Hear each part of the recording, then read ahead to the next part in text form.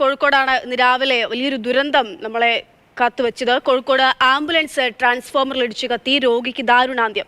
നാദാപുരം സ്വദേശി സുലോചന ആംബുലൻസിൽ വെന്തു മരിച്ചു. മിംസ് ഹോസ്പിറ്റലിന് മുൻപിലാണ് അപകടമുണ്ടായത്. അപകടത്തിന്റെ നടുക്കുന്ന CCTV ദൃശ്യങ്ങൾ മാതൃഭൂമി ന്യൂസിൽ ലഭിച്ചു. രാത്രി 2:30 മണിക്ക് ആംബുലൻസിൻ്റെ ഒരു അലാറം കിട്ടു. കുറച്ച് കഴിഞ്ഞ ഉടനെ ഒരു ഇടിയുടെ സൗണ്ട് കിട്ടും. ഇടിയുടെ സൗണ്ട് കിട്ടുമ്പോൾ ഞങ്ങൾ നോക്കുമ്പോൾ വണ്ടി അവിടെ നിന്നിട്ട് ആൾക്കാർ തെറിച്ചു വീഴുന്നതാണ്. ഡ്രൈവറും ഒരു നേഴ്സും ഒരു പെണ്ണുങ്ങളും ഒരു വയസ്സായ ആളും. അന്നേരം കുറച്ചൊരു 5 മിനിറ്റ് കഴിഞ്ഞപ്പം അവരെ ആരോ വിളിച്ച് ആംബുലൻസിൽ വിളിച്ചു.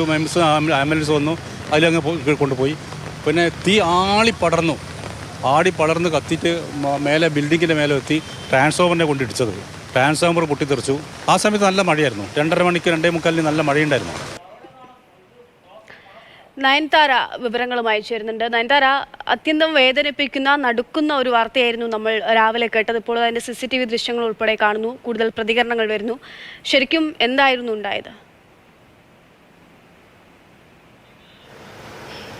അക്ഷയ, ഇന്ന് പുലർച്ചെ 3:30 ഈ ഒരു അപകടം സംഭവിക്കുന്നത്. തീർത്തും സങ്കടകരമായ വാർത്ത. കോഴിക്കോട് നിന്ന് ഉണരുന്നത് ഈ വാർത്ത കേട്ടാണ്. 3:30 രാത്രി, അതായത് നാദാപുരം സ്വദേശിയായ രോഗിയായ സുലോചനയുമായി മൊടക്കല്ലൂർ മലബാർ മെഡിക്കൽ കോളേജിൽ നിന്നും മിംസ് ആശുപത്രിയിലേക്ക് വരികയായിരുന്ന ആംബുലൻസാണ് അപകടത്തിൽപ്പെട്ടത്. മിംസ് ആശുപത്രി എത്തുന്നതിൻ്റെ ഏകദേശം 1 കിലോമീറ്റർ മുമ്പാണ് ഈ ഒരു അപകടം സംഭവിക്കുന്നത്. തൊട്ട് മുമ്പേ നമ്മൾ ദൃശ്യങ്ങളിലൊക്കെ കാണിച്ചതാണ്. ആ ഒരു അപകടം സംഭവിക്കുന്ന ഏരിയ എന്ന് പറയുന്നത് വളവും അതുപോലെ തന്നെ ഒരു ചെറിയൊരു ഇറക്കവും ചേർന്നൊരു ഏരിയ ആണ്. അവിടെ വെച്ച് പ്രാഥമിക നിഗമന പ്രകാരം ആംബുലൻസ് നിയന്ത്രണം വിട്ടു എന്നാണ് അറിയാൻ സാധിക്കുന്നത്. നിയന്ത്രണം വിട്ട ആ ഒരു വേഗതയിൽ ട്രാൻസ്ഫോമറിൽ വന്നിടിക്കുന്നു. ഇടിയുടെ ആഘാതത്തിൽ അതിലുണ്ടായിരുന്ന 7 പേരായിരുന്നു ഈ ആംബുലൻസിൽ ഉണ്ടായിരുന്നത്. രോഗി ഉൾപ്പെടെ 7 പേരായിരുന്നു ഉണ്ടായിരുന്നത്.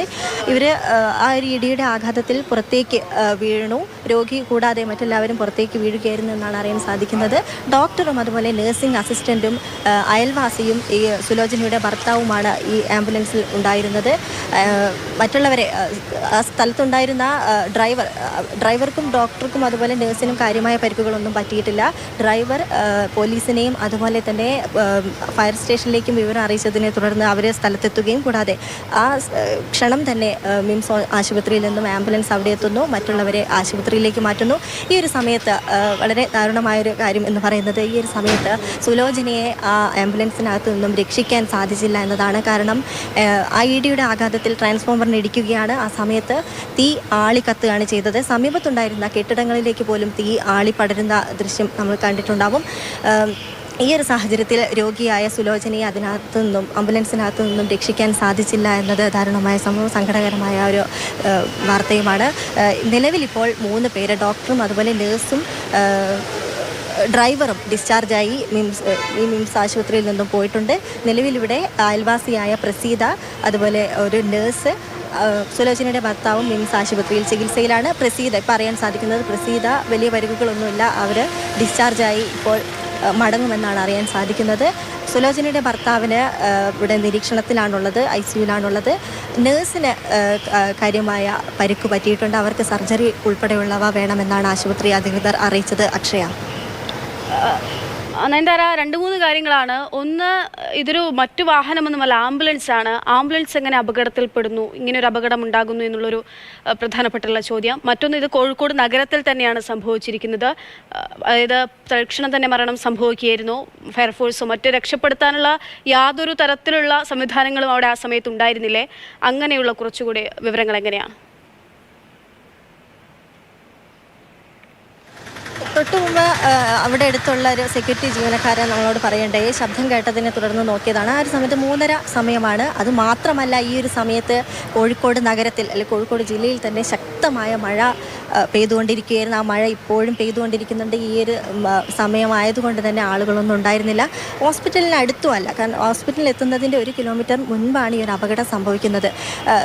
തൊട്ടു മുമ്പ് നമ്മൾ കാണിച്ചിരുന്നു ആ ഒരു അപകടം നടന്ന മേഖല. ഒരു വളവും അതിനോട് ചേർന്ന് ഒരു ഇറക്കവുമാണ്. ആ ഒരു സമയത്ത് ശക്തമായ മഴയെ തുടർന്ന് നിയന്ത്രണം വിട്ടതാവാം എന്നാണ് പ്രാഥമിക നിഗമനം. അത്രയും സ്പീഡിൽ ആംബുലൻസ് ആയതുകൊണ്ട് തന്നെ രോഗിയെ അടിയന്തര ശസ്ത്രക്രിയയ്ക്ക് വേണ്ടിയാണ് മിംസ് ആശുപത്രിയിലേക്ക് കൊണ്ടുവരുന്നത്. ആ ഒരു സമയത്ത് നമുക്കറിയാം ആംബുലൻസ് അത്രയും വേഗത്തിലായിരിക്കും വന്നിട്ടുണ്ടാവുക. ശക്തമായ മഴയായിരുന്നു. നിയന്ത്രണം വിട്ടതാവാം എന്നാണ് പ്രാഥമിക നിഗമനം ഉള്ളത്. അക്ഷയ, നയൻതാരയാണ് വിവരങ്ങൾ നൽകിക്കൊണ്ടിരിക്കുന്നത്. കോഴിക്കോടാണ് ഈ സംഭവം ഉണ്ടായത്. നാദാപുരം സ്വദേശിനിയാണ് മരിച്ച സുലോചന. എന്തായാലും ദാരുണമായിട്ടുള്ളൊരു സംഭവമാണ് നടന്നിരിക്കുന്നത്. ഈ ട്രാൻസ്ഫോമറിലിടിച്ച് ട്രാൻസ്ഫോമർ പൂർണ്ണമായും കത്തി നശിച്ചല്ല. അപ്പോൾ ഈ അവിടെ വൈദ്യുതി തടസ്സമൊക്കെ ഉണ്ടായിട്ടുണ്ടാകും. ഒപ്പം തന്നെ മറ്റ് കെട്ടിടങ്ങളിലേക്കും തീ പടർന്നു എന്ന് നേരത്തെ സൂചിപ്പിക്കുകയുണ്ടായി. അതിലൊക്കെ ഇപ്പോൾ എങ്ങനെയാണ് നടപടി സ്വീകരിച്ചു വരുന്നത്? എല്ലാം പൂർവ്വസ്ഥിതിയിലേക്ക് ആക്കിയിട്ടുണ്ടോ?